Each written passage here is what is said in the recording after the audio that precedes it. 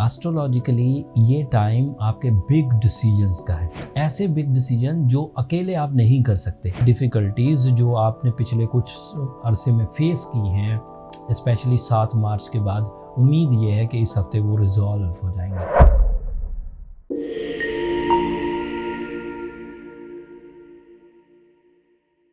अस्सलाम वालेकुम ल्यूज़, मैं हारिस अज़मी प्रोफेशनल एस्ट्रोलॉजर आपकी खिदमत में हाजिर हूँ इस हफ्ते की एस्ट्रोलॉजिकल रिसर्चेस के साथ। 29 मई से सो ऑन 4 जून तक शुरू होने वाले 6-7 दिन आपके लिए किसी ब्लेसिंग से कम नहीं है। आपका रूलिंग प्लैनेट सूरज आपके 11th एंगल पर से गुजर रहा है। एस्ट्रोलॉजिकली ये टाइम आपके बिग डिसीजंस का है। ऐसे बिग डिसीजन जो अकेले आप नहीं कर सकते। मिसाल के तौर पर कोई ऐसा मकसद है जिसको पाने के लिए 2-4 या इससे भी ज़्यादा टीम की ज़रूरत है, उस तरह के डिसीजन इन दिनों लिए जा सकते। सूरज का 11th एंगल पर से गुजरना एक अदरवाइज़ भी एडवांटेज देता है।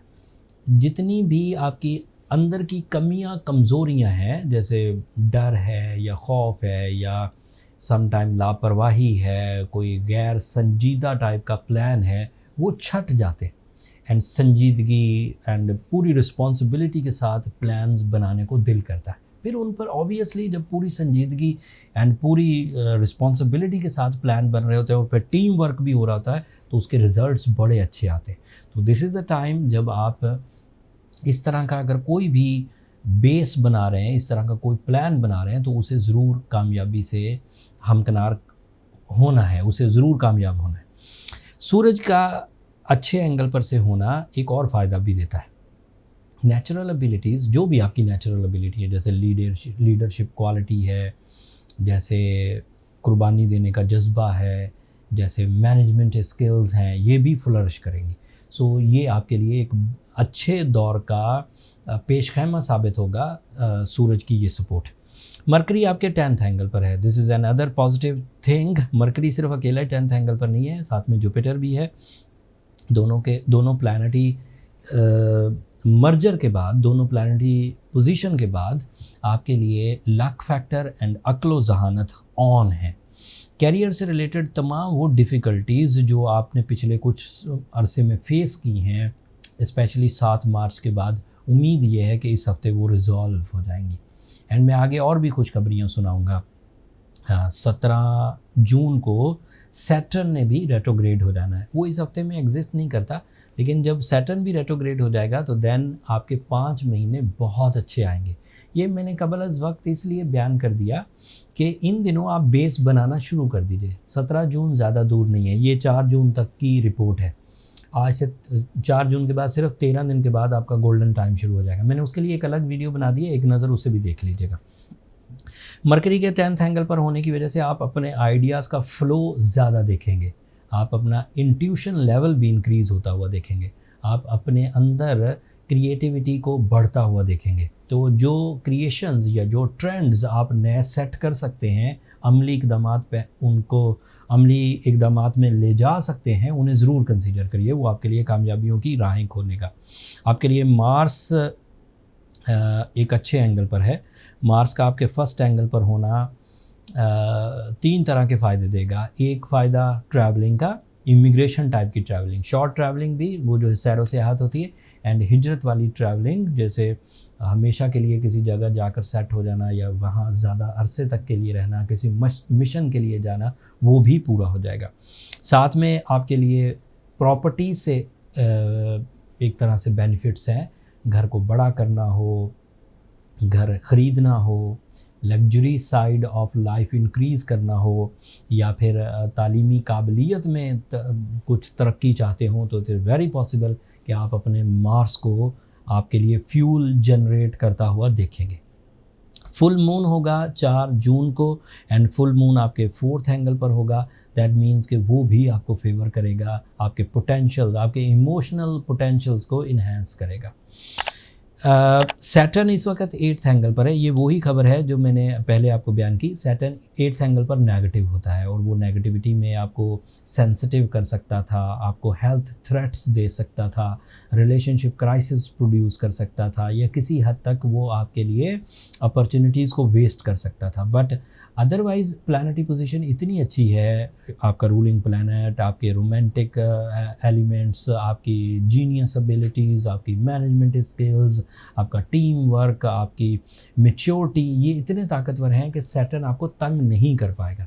और मज़े की बात है कि 17 जून को सैटर्न ने रेट्रोग्रेड भी हो जाना है, तो आपको मज़ीद सहूलत मिल जाएगी, मज़ीद प्ले एरिया मिल जाएगा लाइफ का, जो आपको ग्रोथ देगा। अब इतनी प्लेजेंट न्यूज़ के बाद ये बात तो तय है कि ल्यूज़ को अब अपनी कमर कस लेनी चाहिए और बिग रिस्क टेकिंग करनी चाहिए, पर्सनालिटी डेवलपमेंट करनी चाहिए, एजुकेशनल एक्टिविटीज़ करनी चाहिए, नए करियर स्टार्ट करने चाहिए या करियर को बेसफुल करना चाहिए, बिग मिशंस की प्लानिंग्स करनी चाहिए, एंड इवन अगर रिलेशनशिप में भी कोई डिसीजंस लेने हैं तो लेने चाहिए। लेकिन इसके बावजूद अगर कोई ल्यू इस वक्त इतनी सपोर्ट के बहुत तेज़ी से मेल्ट डाउन हो रहे हैं, बहुत तेज़ी से अपने अंदर वीकनेसेस देख रहे हैं, सिकनेस देख रहे हैं, नॉन डिसाइसिव हो रहे हैं या फिर अग्रेसिव हो रहे हैं, तो उन्हें सूर्य शम्स पढ़नी चाहिए।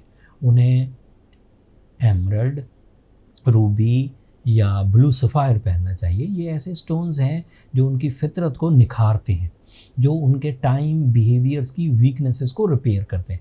अगर ये चीज़ें आप कंसीडर करेंगे तो इससे एवरेज डैमेजेस दूर हो जाएंगे। बट कोई ऐसा ल्यू हो जो सूर्य शम्स रमज़ान से पढ़ते हुए आ रहे हैं, साथ में उन्होंने ब्लू सफ़ायर भी पहना हुआ है और फिर भी ठीक नहीं हो रहे, फिर उन्हें ज़्यादा टाइम वेस्ट नहीं करना चाहिए ल्यूज़। फिर उन्हें अपनी पर्सनल कैलकुलेशंस की तरफ जाना चाहिए ताकि ये फाइंड आउट हो सके कि where is the real problem और उसे फिर कैसे सॉर्ट आउट किया जा सकता है।